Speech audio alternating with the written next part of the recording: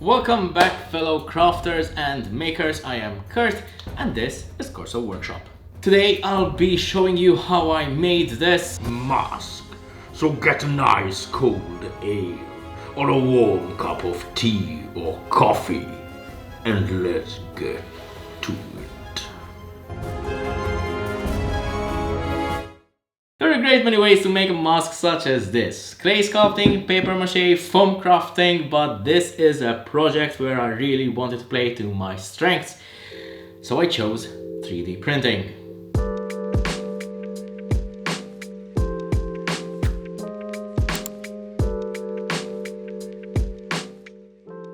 Very confident in my 3D modeling skills when it comes to curvy and organic shapes such as those required by this mask. So I chose to browse the interwebs for some 3D models which I could use, and oh boy did I find it. I mean, look at this. This is awesome. Now, I downloaded this model from Thingiverse. It was made by a user called Formule8, and I sliced it in Ultimaker Cura software, as that is the slicing software with which I am most familiar, and printed the mask as one whole piece. Now, just in case you have been living under a rock for the past decade or so, FDM 3D printing, fused deposition modeling 3D printing, works by using a 3D printer that extrudes melted thermoplastic such as polylactic acid, PLA. Now, the plastic is deposited in a layer by layer fashion until it builds a fully formed 3D model. Okay. Now, this is based on a digital blueprint, and this allows cosplayers and prop makers to create highly detailed and customized pieces with relative ease. One of the significant advantages of 3D printing in cosplay and prop making is its versatility. Traditional techniques such as mold making and casting can be expensive, especially for one-off or limited run creations. So 3D printing eliminates the need for expensive tooling and specialized material, and decreases material waste, essentially, making it an economical choice for individual cosplayers and prop makers. Printing the mask in one whole piece allows for less finishing work on the coming steps. And to be honest, given that sanding is such an enjoyable job, it's not. And I thought it would be best to lessen the burden later on. My Prusa i3 Mark III 3D printer handled it like a champ, and over some 24-ish hours the mask was printed, so I set to work removing supports. And despite the orientation being optimal for printing, there were still a decent number of support structures that needed to be removed. Also, here's a tip. Wear safety goggles. Right? We're removing these kinds of supports as they can easily fly all over the workshop, and somehow eyeballs have this magical magnetic power which seems to attract these sharp shards of plastic. But the print was cleaned up and the next step was sanding. Now, I only used the 120 grit sandpaper for the whole project to smooth out all the layer lines as best as I could. I used my fingers to feel for rough patches which needed further work, and I made my way around the whole front of the mask until I was satisfied with the work.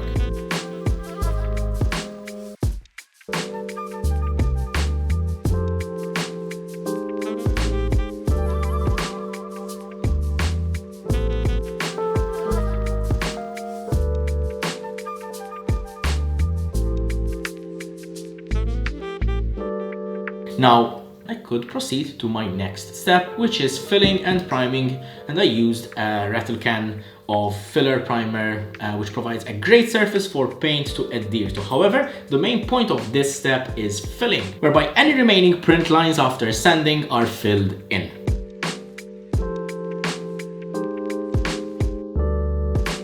After this was adequately dry, I sanded it down again to level everything out and smooth out the texture, and this felt incredibly soft. This helped me know when to stop and call it good enough.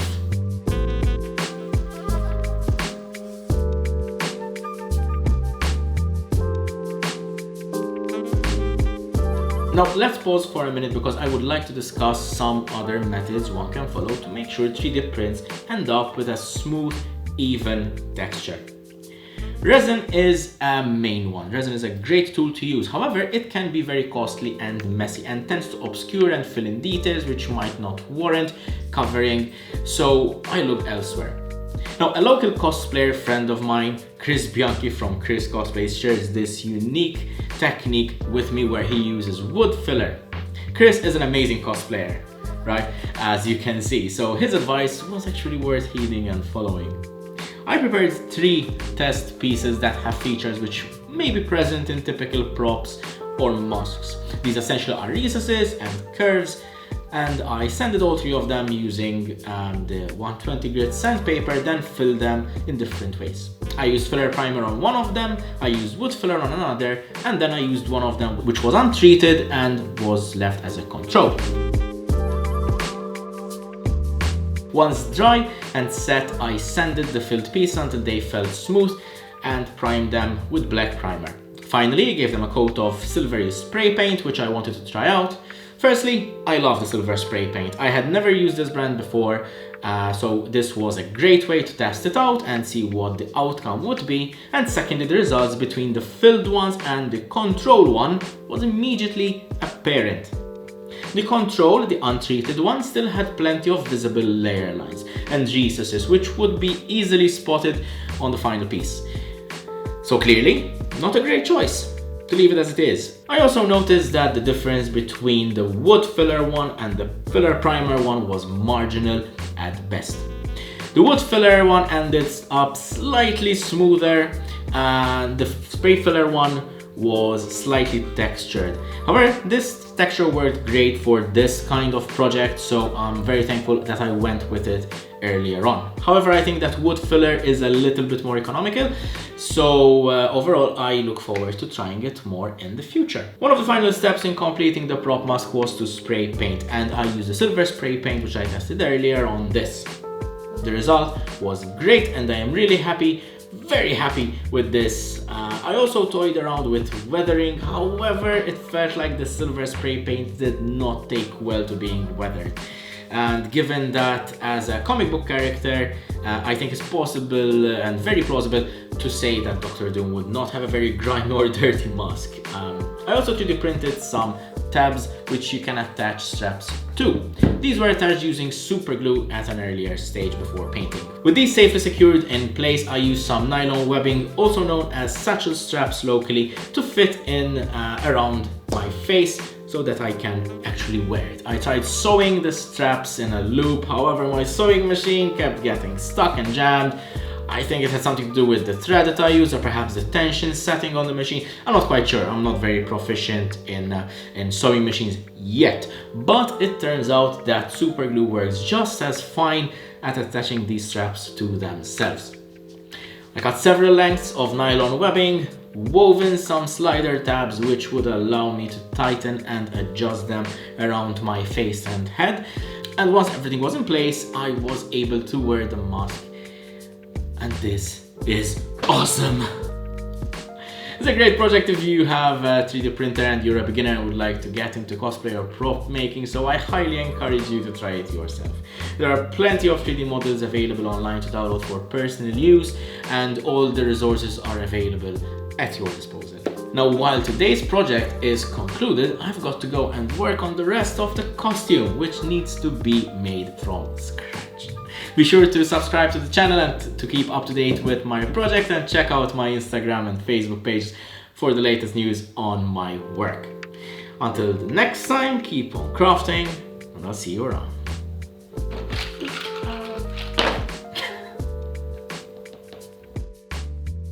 This is fucking cool. Now this is really cool, like you can pose like raw. Actually, like I know this is at the end of the video, and after everything probably I'll have it, you know, playing later. I got fabric for my costume, and this looks awesome. Like, can you imagine, like oh wait, I should do the intro like this. Yes, it is I, Dr. Doom.